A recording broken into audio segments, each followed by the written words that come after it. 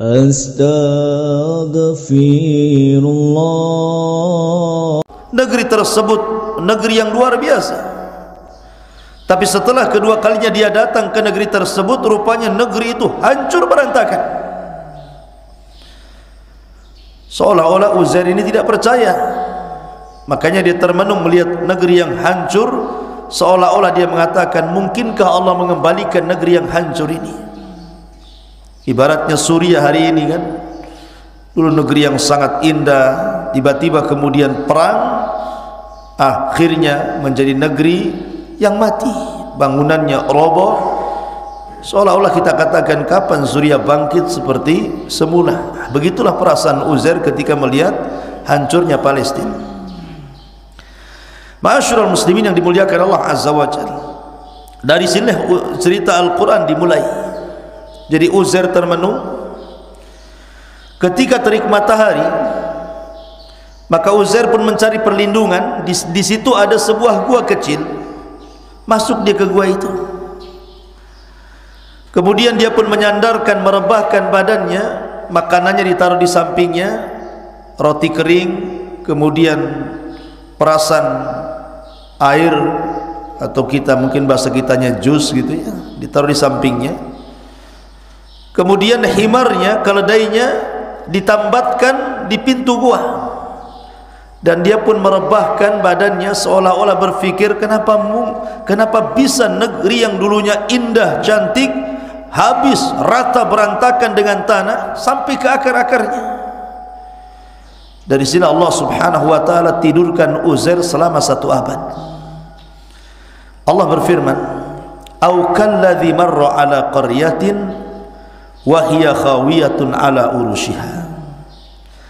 Atau seperti orang, maksudnya Uzair, yang melewati sebuah negeri yang bangunan-bangunannya telah roboh hingga menutupi reruntuhan atap-atapnya.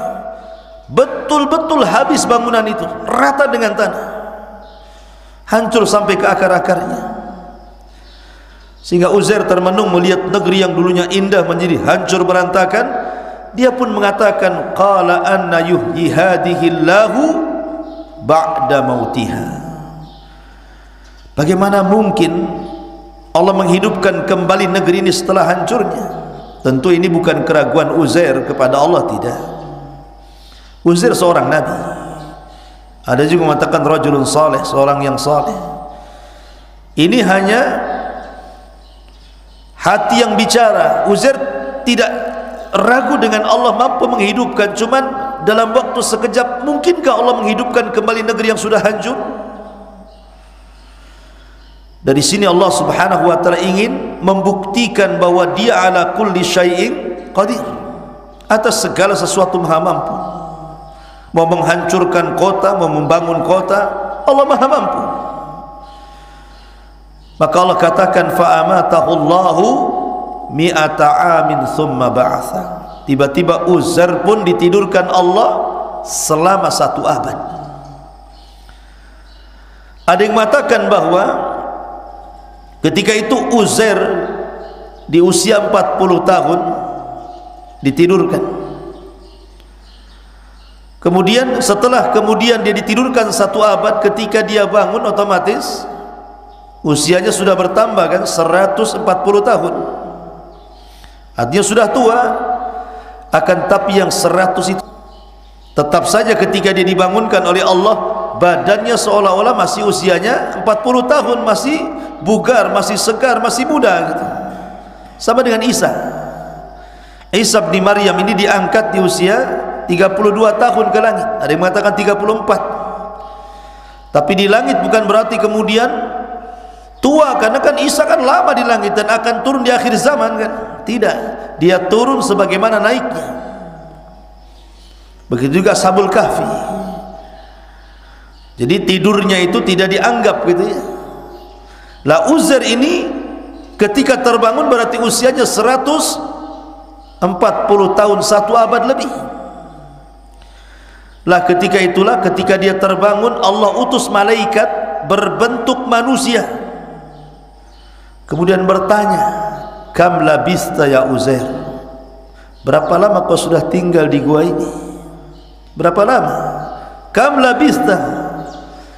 Uzair ini menganggap dia kan tidurnya zuhur siang-siang, kemudian dibangunkan di waktu asar setelah 1 abad. Makanya dia mengatakan qala labistu yauman aw ba'da yaum. Oh, boleh jadi aku tadi tidur hanya 1 hari atau mungkin separuh hari, tidak sadar kalau sudah ditidurkan 1 abad. Dia kira baru sebentar, karena sekali lagi dia tidur di siang hari, dibangunkan di sore hari setelah 1 abad itu. Jadi kira separuh hari saja. Qala yauman aw ba'da yaum. Maka kata malaikat yang menjelma manusia ini mengatakan qala bal labista mi'ata amin. Tidak, wahai Uzair, engkau sudah ditidurkan 1 abad. Kalau tidak percaya, fangdur ila ta'amika wa syarabika lam yatasanna. Lihat makananmu, roti keringmu, jusmu yang kau letakkan di samping itu, lam yatasanna, tidak berubah sama sekali.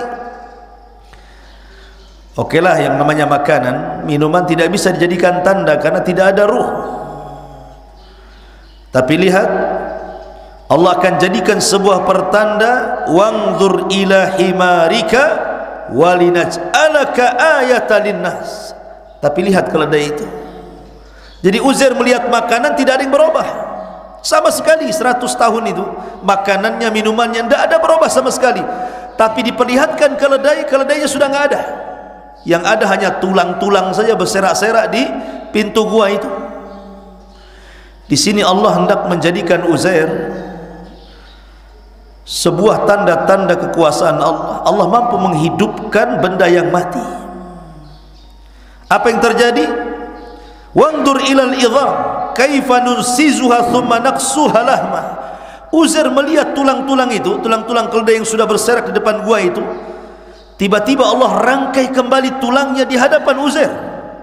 Jadi tulangnya itu bergerak-bergerak, kemudian nyambung satu-satu, mulai tulang rusuknya, tulang kepalanya, tulang ekornya, tulang kakinya. Setelah terbentuk seperti tulang keledai, tiba-tiba Allah datangkan daging-dagingnya, kemudian disatukan kembali. Kemudian Allah datangkan kulitnya, kemudian disatukan kembali. Kemudian Allah datangkan bulu-bulunya, kemudian disatukan kembali. Setelah betul-betul keledai itu berbentuk, Allah tiupkan ruh. Ketika ruh masuk ke dalam keledai itu, berteriaklah keledai Uzair ini seolah-olah mengatakan kiamat telah bangkit, kiamat telah bangkit. Uzair melihat itu tercenganglah ikhwan, takjub, kok bisa gitu ya. Langsung di hadapan matanya bagaimana tulang itu kembali berbentuk seekor keledai.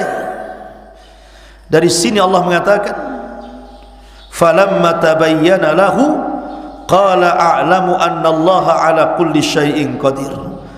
Maka ketika telah nyata bagi Uzair kekuasaan Allah Azza wa Jalla, Uzair pun mengatakan a'lamu anna Allah ala kulli syai'in qadir. Saya mengetahui bahwa Allah maha kuasa atas segala sesuatu. Kemudian keluarlah dari gua dengan keledainya. Dilihatnya kota Palestina itu sudah kembali banyak bangunan di mana-mana. Perekonomiannya tumbuh, manusianya sudah ramai. Tidak sebagaimana pertama kali dilihatnya, tidak ada orang satupun. Tidak ada bangunan satupun. Sekarang sudah 1 abad berlalu, rupanya bangunan sudah di mana-mana, pasar sudah hidup, ekonominya sudah hidup, manusianya sudah banyak. Dari sini keraguan-raguan Uzair di awal ayat mengatakan anna yuhyillahu ba'da mautiha, anna yuhyi hadihillahu ba'da mautiha. Allah buktikan dengan annallaha ala kulli syai'in qadir. Atas segala sesuatu Allah itu maha mampu. Maka Uzair pun kemudian masuk ke kota Palestina itu dengan keledainya. Setelah kemudian dia melihat-lihat, dia pun ingin pulang ke kampungnya. Pulanglah Uzair kembali ke daerahnya. Subhanallah, betapa kagetnya Uzair. Tidak ada satupun manusia yang mengenali dirinya, dan dia pun tidak mengenali mereka. Sudah banyak perubahan, banyak bangunan-bangunan baru, jalan-jalan baru, sehingga kaget dia. Dia berusaha mencari rumah dia, masuklah dia ke dalam alamat yang dituju.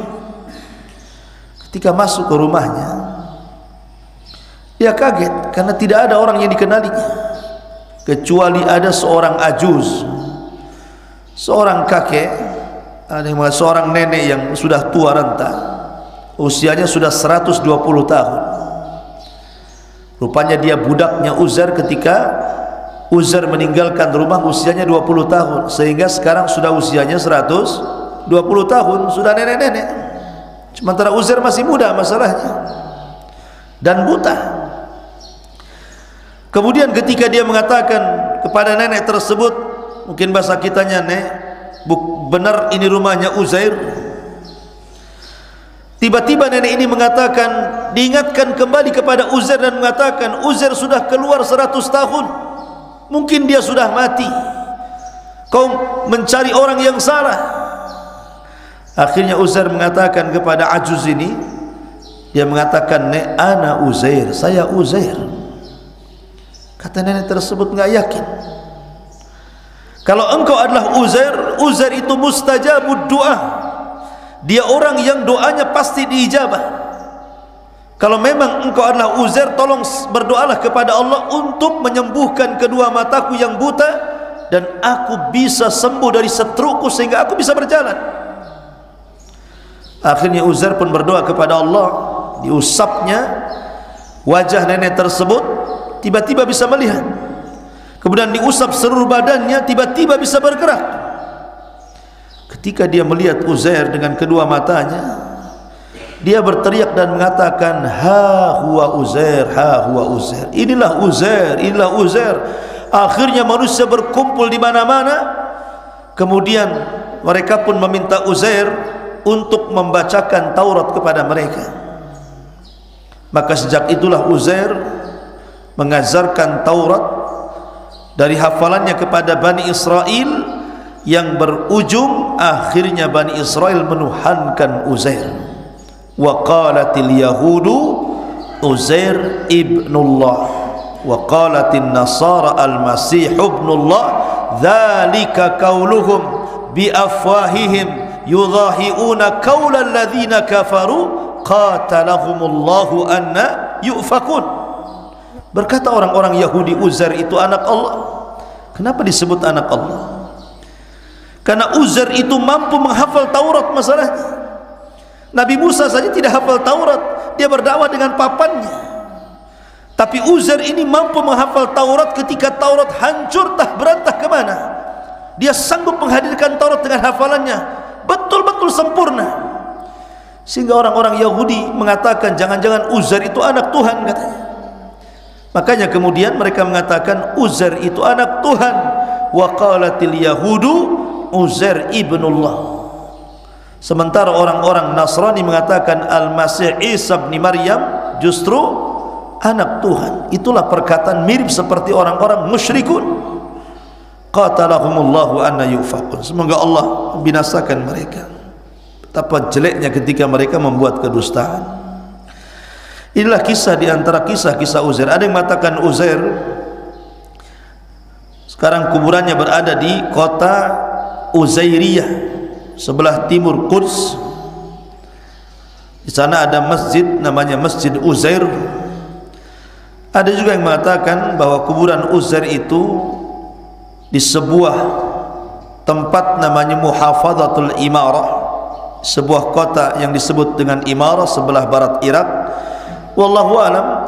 Tapi yang jelas bahwa Uzair adalah salah satu nabi dari nabi-nabi Bani Israel. Wallahu a'lam. Subhanaka wa bihamdika asyhadu an la ilaha illa anta astaghfiruka wa atubu ilaik. Allahu ta'ala alam. Assalamualaikum warahmatullahi wabarakatuh.